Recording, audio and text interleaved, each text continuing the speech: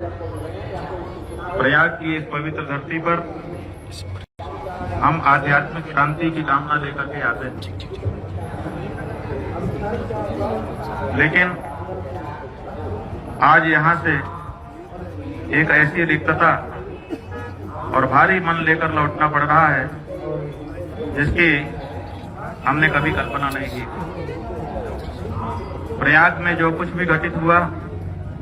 उसने न केवल हमारी आत्मा को झकझोरा है, बल्कि न्याय और मानवता के प्रति हमारे सामूहिक विश्वास पर भी प्रश्न चिन्ह लगा दिया है। संगम की इन लहरों में स्नान करना केवल एक धार्मिक क्रिया नहीं, बल्कि अंतरात्मा की संतृप्ति का एक मार्ग भी है। परंतु आज मन इतना व्यथित है कि हम बिना स्नान किए इस संकल्प को यहाँ की रेत में अधूरा छोड़कर यहाँ से विदा ले रहे हैं। जब हृदय में क्षोभ और ग्लानि का ज्वार हो तो जल की शीतलता भी अर्थहीन हो जाती है। हम प्रेस के अपने बंधुओं के माध्यम से समाज, विशेष करके हमारा सनातनी समाज, सनातन धर्म के अनुयायी और कुंभ मेला प्राधिकरण और उत्तर प्रदेश शासन तक यह बात पहुंचाना चाहते हैं कि न्याय की प्रतीक्षा कभी समाप्त नहीं होती। आज हम यहां से जा रहे हैं, लेकिन अपने पीछे सत्य की गूंज और उन अनुत्तरित प्रश्नों को छोड़कर जा रहे हैं जो प्रयाग की इस हवा में तो विद्यमान रहेंगे ही, लेकिन पूरे विश्व में वायुमंडल में विद्यमान रहेंगे और उत्तर की प्रतीक्षा करेंगे। जो कुछ कहना था सब कहा जा चुका है। एक बात आपको बतानी है कि कल सायंकाल और आज प्रातःकाल प्रशासन की ओर से ब्रह्मचारी श्रीधरानंद जी के माध्यम से अखिल भारतीय धर्म संघ के श्रीमान जगजीतन पांडे जी की ओर से और हमारे मुख्य कार्याधिकारी श्रीमान चंद्र प्रकाश उपाध्याय जी के माध्यम से एक पत्र, एक प्रस्ताव प्रशासन की ओर से हमारे पास भेजा गया था, जिसमें यह कहा गया था कि हम स्नान के लिए जब आप जाना चाहेंगे ससम्मान आपको आपकी शिविर से पालकी में ले जाकर के अधिकारियों के माध्यम से स्नान कराने के लिए तैयार हैं। ये भी कहा गया था कि जिन अधिकारियों ने संगम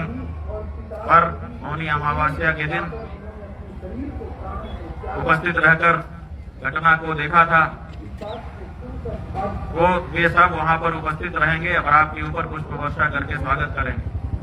यह भी कहा गया था कि भविष्य में चारों शंकराचार्यों को मौनी अमावस्या पर स्नान के लिए हम एक SOP बनाएंगे। उसका प्रारूप भी आप अगर चाहेंगे तो आपको दिखाया जाएगा। लेकिन जो घटना की गई उसके बारे में क्षमा के एक भी शब्द नहीं थे।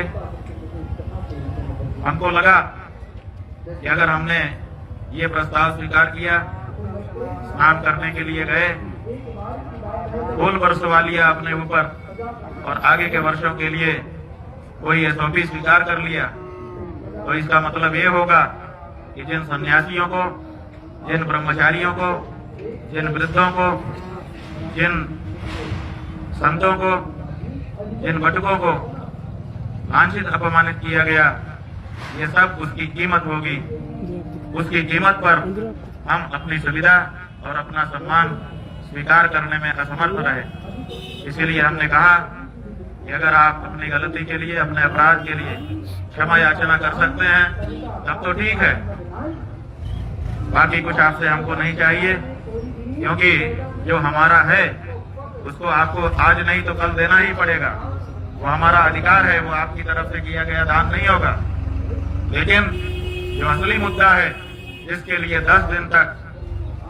शांति के साथ हम यहाँ पर फुटपाथ पर बैठे रहे,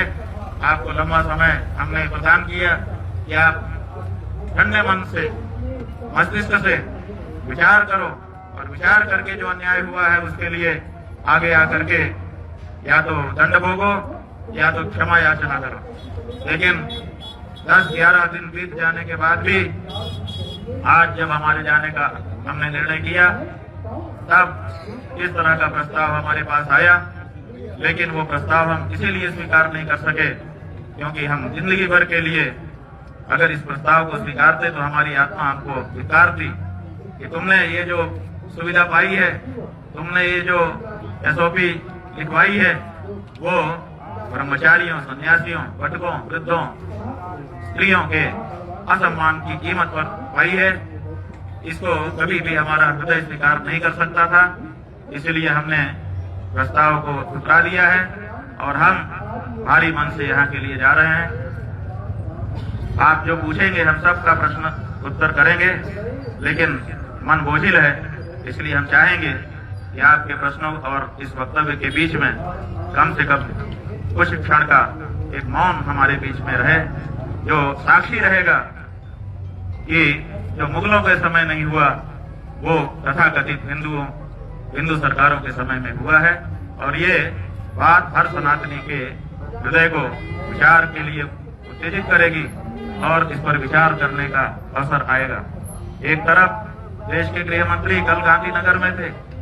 उन्होंने वहां पर कहा कि संतों का अपमान करने वाली और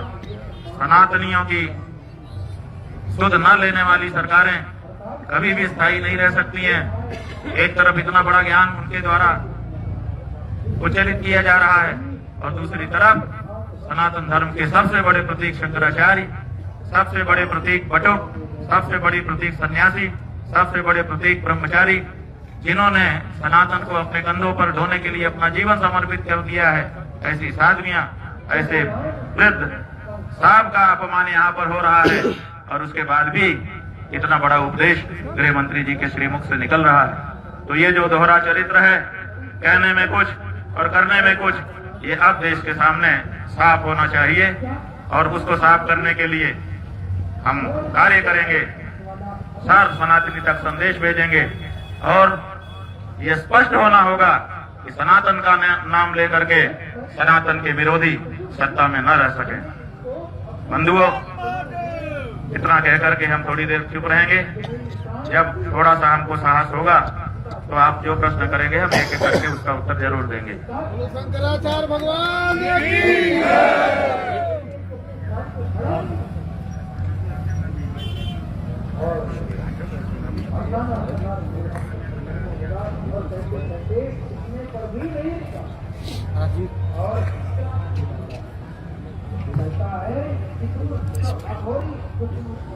हे प्रयागराज,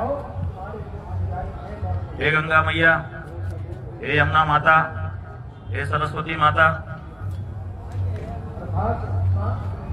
हे महर्षि याज्ञवल्क्य, हे महर्षि भारद्वाज, हे प्रयाग के समस्त देवियों देवताओं, तुम्हारी साक्षी में शुद्ध मन से 11 दिन बैठ करके हमने न्याय की प्रतीक्षा की है। अब दोषी दंडित हो, हमें न्याय मिले, इसका जिम्मा तुम्हारा है। आपके राज्य की खबरें, आपके शहर की खबरें सबसे पहले जानने के लिए देखते रहें अमर उजाला। चैनल को सब्सक्राइब जरूर कर लें और पाएं हर अपडेट।